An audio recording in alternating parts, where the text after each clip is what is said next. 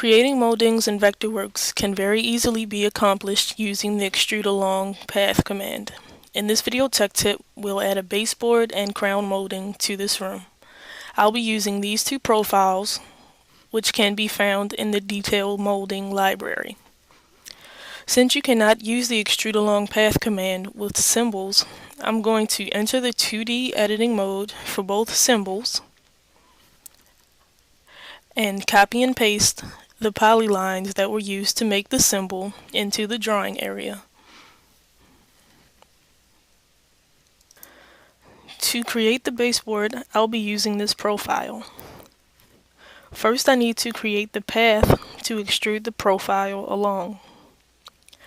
So I'll use the rectangle tool to create the path along the edge of the wall.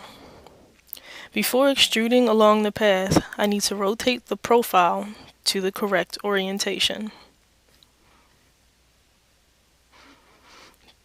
Then select both the profile and the path and go to Model, Extrude Along Path. Be sure the rectangle is highlighted as the path and click OK. As you can see, the molding has been created, but notice the molding is inset into the wall some. To correct this, simply double-click the Extrude Along Path, choose to edit the profile, and then move the profile so that the left edge is set at 0. And then exit the profile. Now the molding sits properly on the edge of the wall. Now I'm going to use the same process to create the crown molding. I'm going to draw the path and then rotate the profile to the correct orientation. Select both the profile and the path. Go to Model, Extrude Along Path. Make sure the path is highlighted and click OK. And again, I'll need to edit the Extrude Along Path so that the edge of the profile, the left edge that is at 0.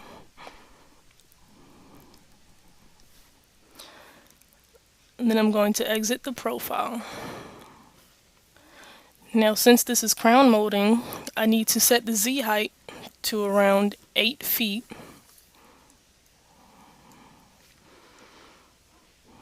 Then I can switch to a side view and set the edge more precisely.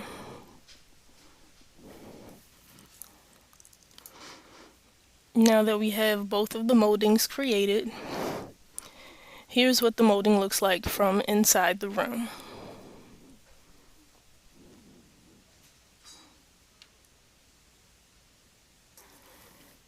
Now in 2010, you can see the length of your Extrude Along path.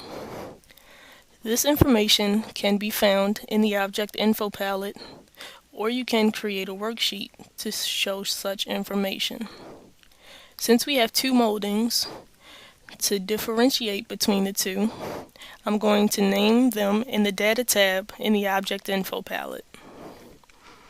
And you see I've already named one crown molding, and the other will just be baseboard molding.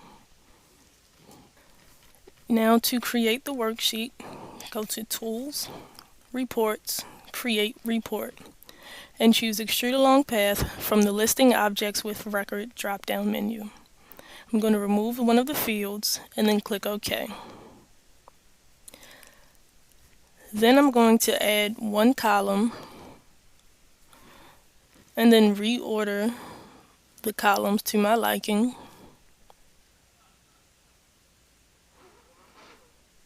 I'm going to name the first column simply Name, and the second column will be Length. Then to display the object's names and length, in the database header row for the name column, input equals N, and in the length column, input equals length.